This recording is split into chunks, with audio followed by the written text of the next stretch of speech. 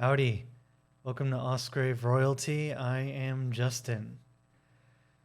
In this video, I'm going to be just level setting. We're at the end of season 1, where we're concluding our talk about the book Archetypes by Dr. Anthony Stevens, as well as many other subjects as shown by my wildcard videos on video games, on movies, on comedy, all that stuff. Hope you all have enjoyed both types of content. And speaking of that, it's in that spirit that I just want to review season 1, as I'm calling it, for lack of a better term, this clump. I recorded it basically all at once, like in the same time period, and then scheduled the videos on YouTube so that they automatically released. So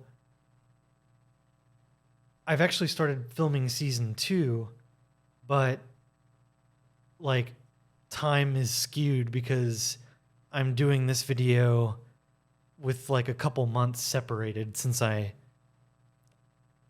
did that initial bulk of season 1 videos, if that makes sense. So I just wanted to make this video and like tell you a little bit about my journey on YouTube in these early days, right?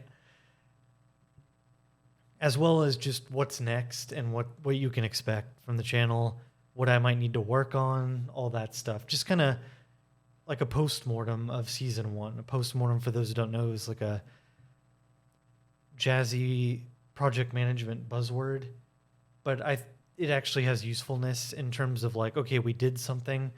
What did we do right? What did we do wrong? What can we improve on? That sort of thing. And that'll inform other projects that follow. Namely, for our purposes, season 2. So we'll tackle all those subjects here in this video.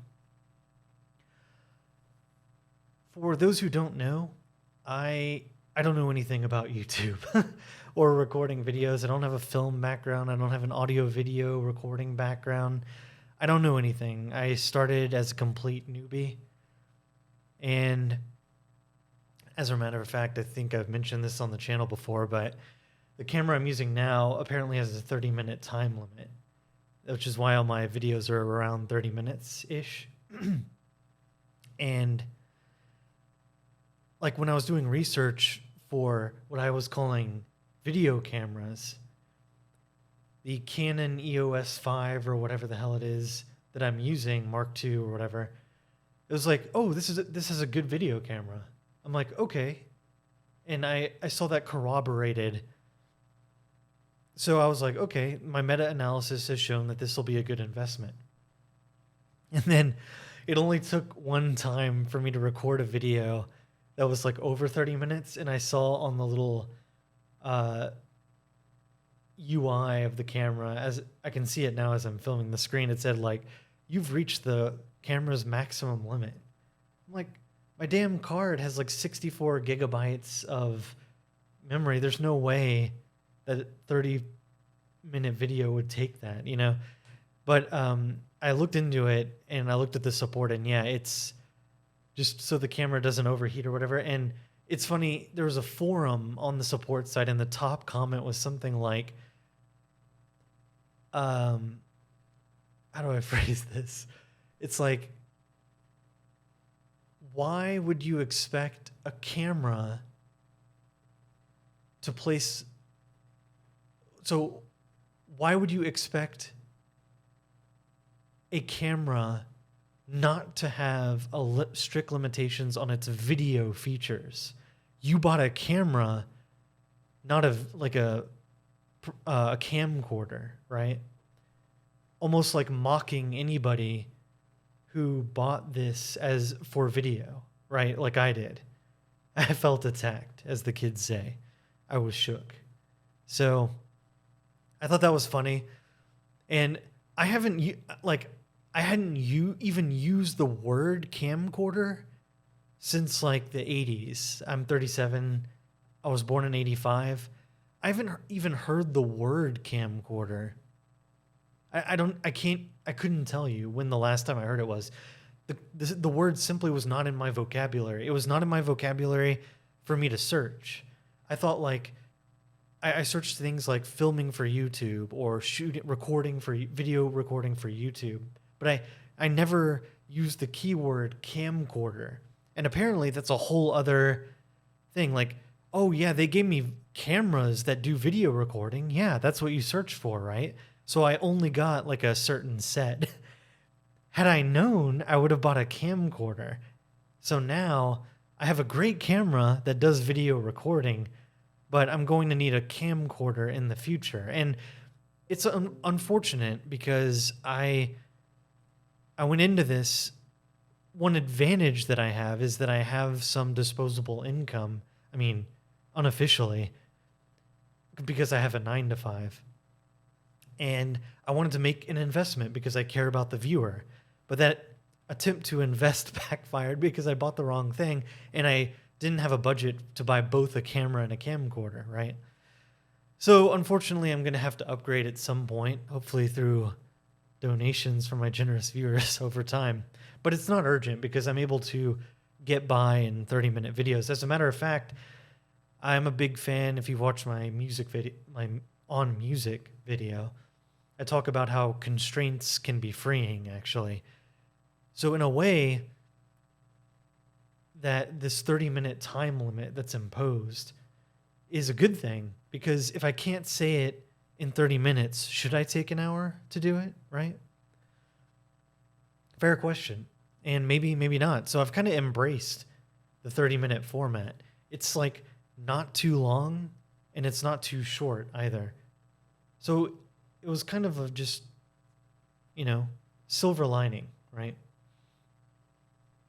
That was a story.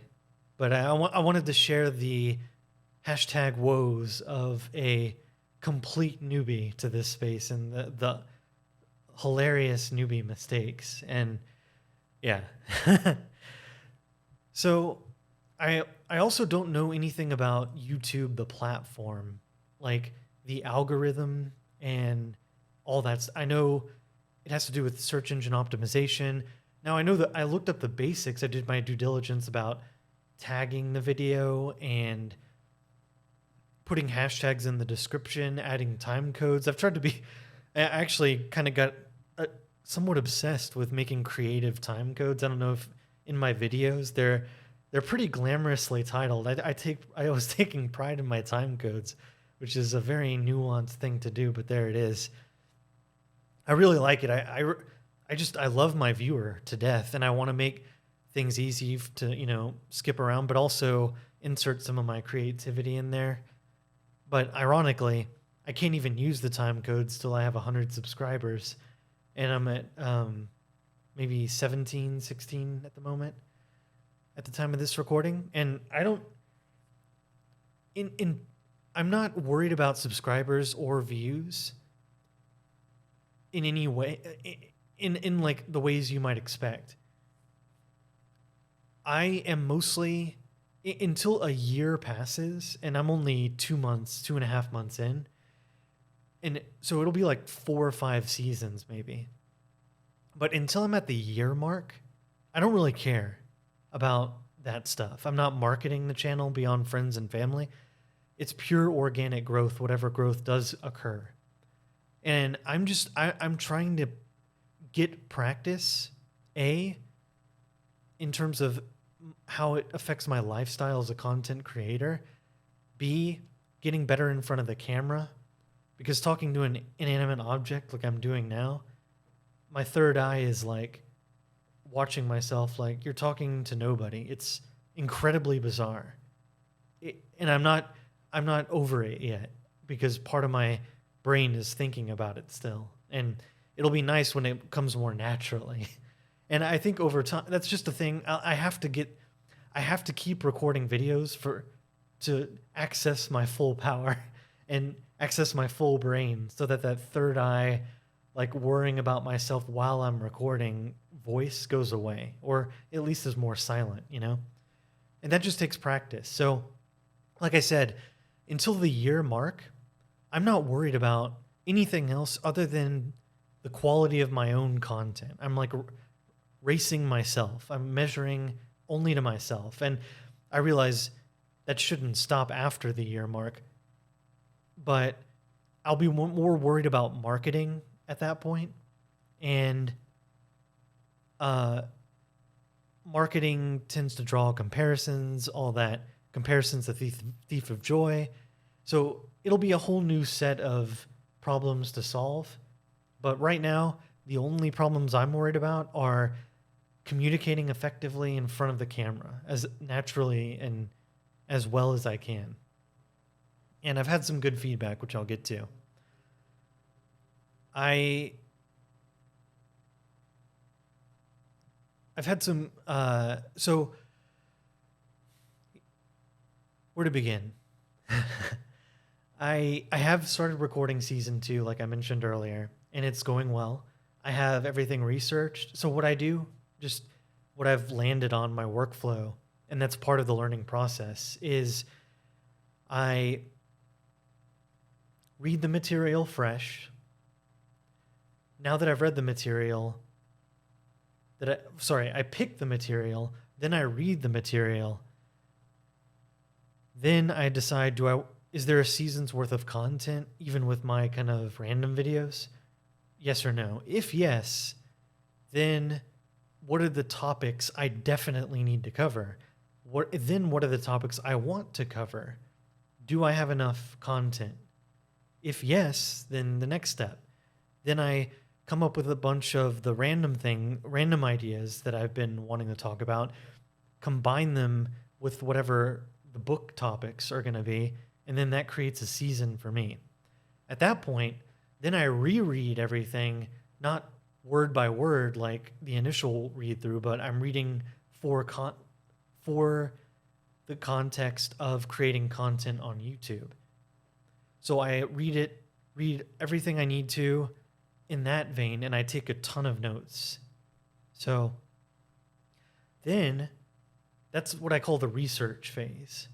Then I do the scripting phase. I take all that research that's just raw things. I need the points, what I considered relevant, what I definitely want to talk about, all that stuff. And then I script it. I write it as if I'm writing a college essay or something for an assignment.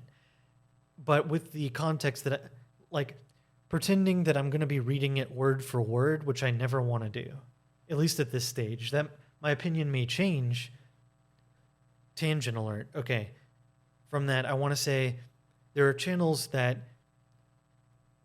they're communicating, they want to be kind of an authority on it, and they're very worried about the details. They don't want to miss anything.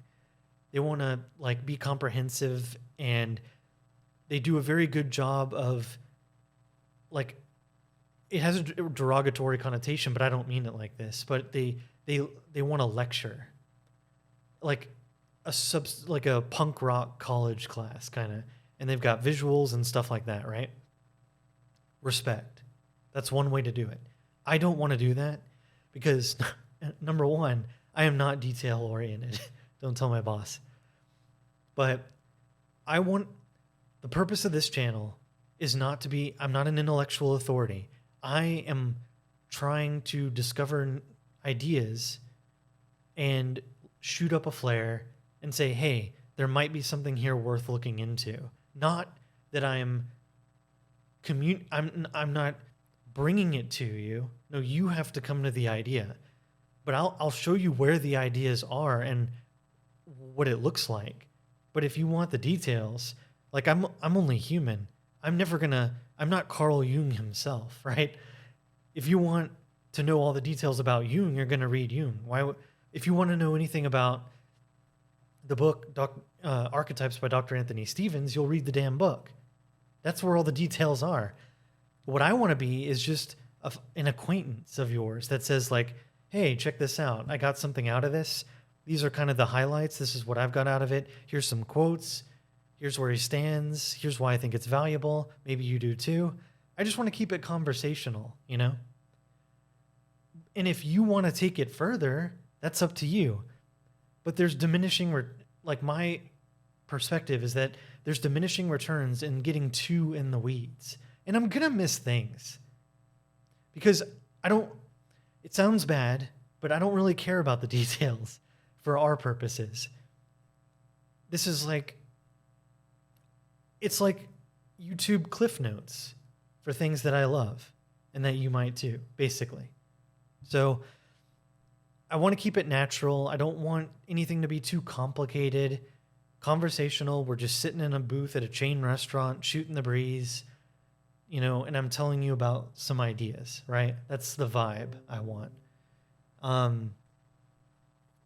So yeah, when I write my scripts, to get tangent over, back to my workflow conversation, when I write my scripts, I'm coming from that perspective, but at the same time, I write the scripts as if I care about the writing, as if I'm going to be reading it word for word. I always have them in front of me to refer to, but rarely do I read them word for word unless I think it's relevant or I want to emphasize something, or of course it's a direct quote from the book, which I state here and there. Sometimes I quote heavy because it's a freaking gold mine, and I don't choose bad writers. I mean, that sounds cocky, and it is cocky. But I have great taste. I've read a lot of trash, and it's made me very picky. And again, I care about my viewer. And because I care about my viewer, I care about my own patience for wading through this material. I'm not going to point my viewer to material that's a pain in the rear to drudge through, right? Your bro wouldn't do that. So, okay, that was a rant. So I script all my videos basically word for word. And sometimes it's very loosey-goosey if I'm like, I'll fill it in later. Because, everyone has their kind of trigger has a bad connotation, but it's like a programming term too. When I hear something or a statement or I hear a subject or something, then it unlocks this whole pre-rant already stored in my mind, So I know what I'm going to say if I see it on the screen, right? That's kind of how I script things. But especially for like the book-related materials, I try and be as thorough as I can without getting too in the weeds, while also keeping a relaxed kind of tone throughout. That's Justin's philosophy. That's the brand I want to convey. And that may change in the future, but that's where I'm at right now. So, what else have I been doing? I started a video game channel, and I mentioned that this was something that's been on my mind that friends have been recommending me to do. And I actually streamed for like 2 weeks on Twitch. My profile is Osgrave, just Osgrave. And I have a YouTube channel called Osgrave. And I'm glad I did it. I learned how to stream. I learned, like, these videos are pre-recorded, but streaming is kind of like, it's kind of like crowd work in stand-up. It's very, you have to talk to yourself, to nobody. And I got only a few viewers here and there, but I think it's a transferable to skill while you're streaming to kind of think on the fly. And I didn't do it that long, so I'm still at like a beginner level, but I at least got a taste for it, right? And I've since stopped because I did it 2 hours a day for like 2 weeks, the weekdays only, just in the evenings. I enjoyed it. The problem is that's a big time commitment, and I have a lot of other projects to do. But if it exploded, I was gonna like stick with it. But I know it takes time to build, so that wasn't long enough to be a fair try. I had to weigh the options. I had to choose something. And I still want to continue with this channel as my main priority. And I've got some other projects in the works as well. So streaming and gaming took a backseat. Also, to be honest, I don't want to say it's easy, but I quickly plateaued. So I was uploading all different. I took it to the next level too. I uploaded various kinds of content. So not only did I figure out how to coordinate between Twitch and YouTube, like exporting from one platform to the other, and I don't know anything about Twitch, and I just told you I don't know anything about YouTube. Now I got to integrate them and all that. So there was a lot of there was a learning curve, fleshing out my Twitch profile, all that stuff. And I took it to the next level. And once I got the hang of that and started uploading different kinds of content, video, like gaming videos with no commentary, gaming videos with commentary, uploading my whole Twitch stream sessions. And, I actually had some success. Like one of my videos almost hit triple digits for no marketing, no clickbait. I am philosophically opposed to clickbait. I'll take not being visible for the people say, like, I hear content creators go, yeah, but if I don't title it a clickbaity title, nobody will click on it. But if everybody does that, then everything's going to be clickbait, and you're adding to the culture of clickbait. I guess my livelihood doesn't depend on this yet. Maybe that's the high horse I'm coming from. I don't know though. I feel pretty strongly that I don't want to be a part of that culture of clickbait.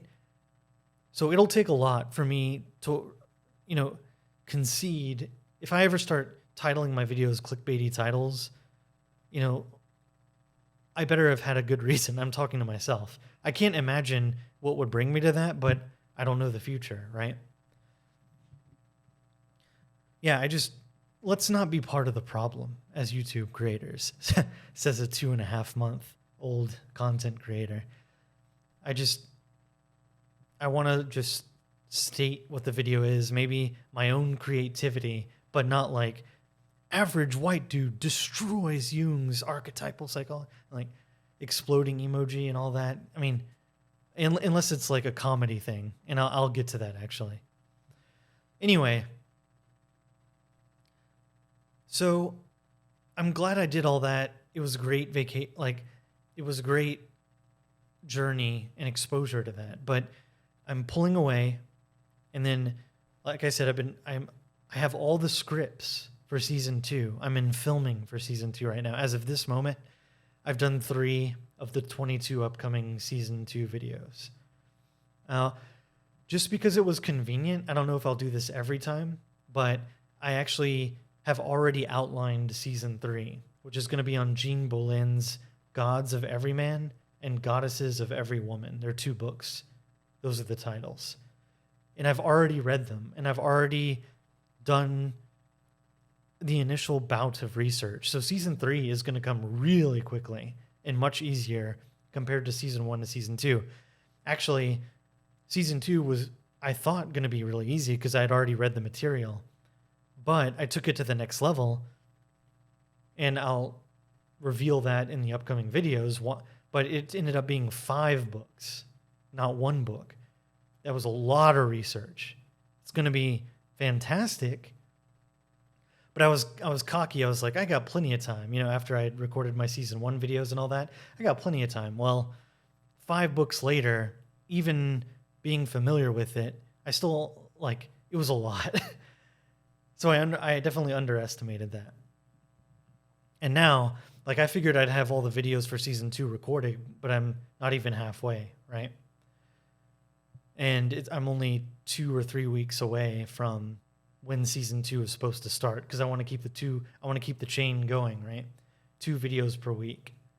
And there shouldn't be an interruption for my viewers. Yeah.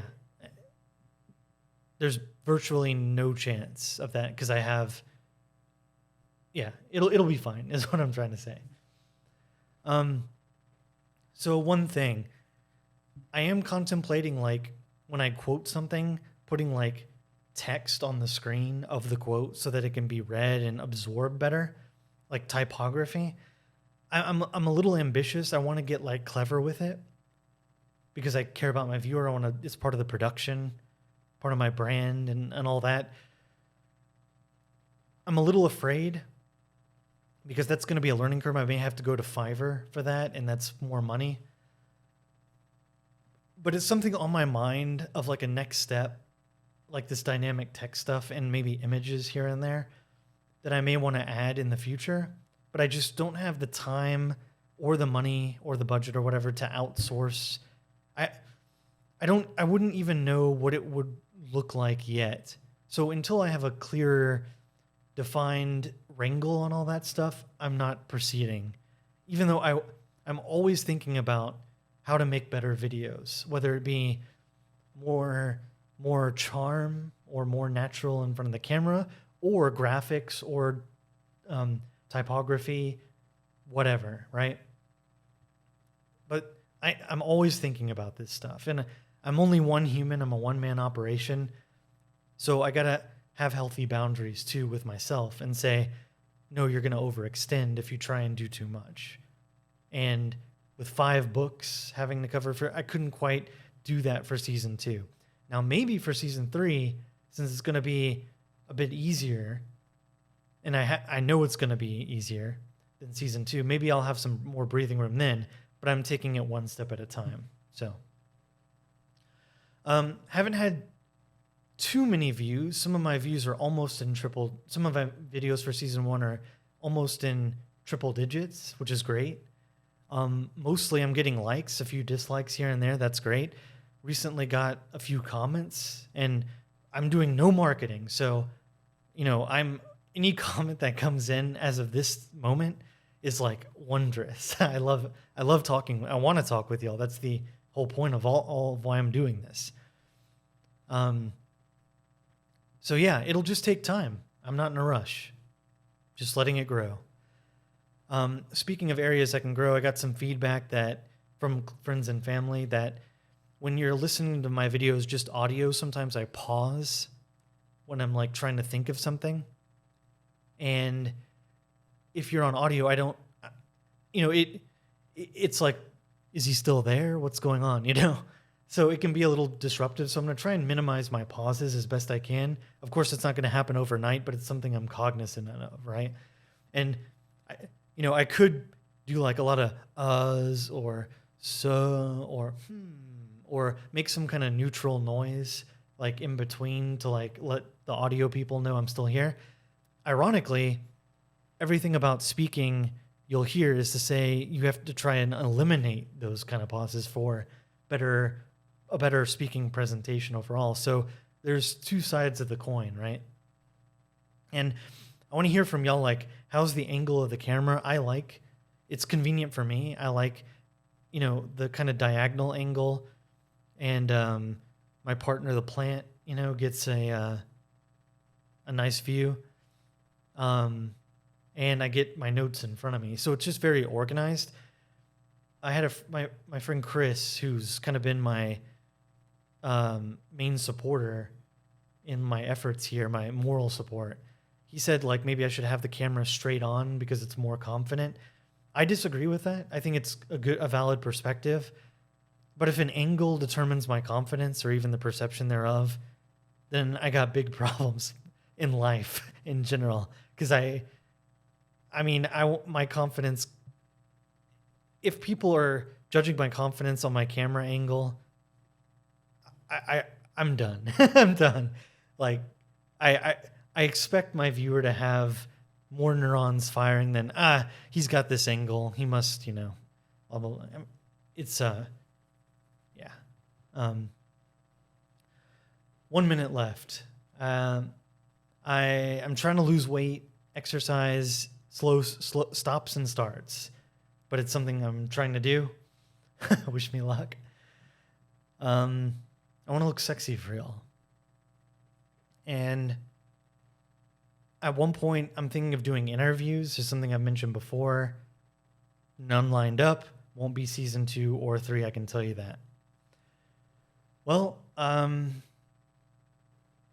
that's about it. There's some other projects I have, but I'll mention them as the channel goes on. So stay tuned. But those are the major points that I wanted to cover. Season 1, I'm proud of it. Looking forward to season 2. Really looking forward to more comments and interacting with y'all in the future. Y'all take care.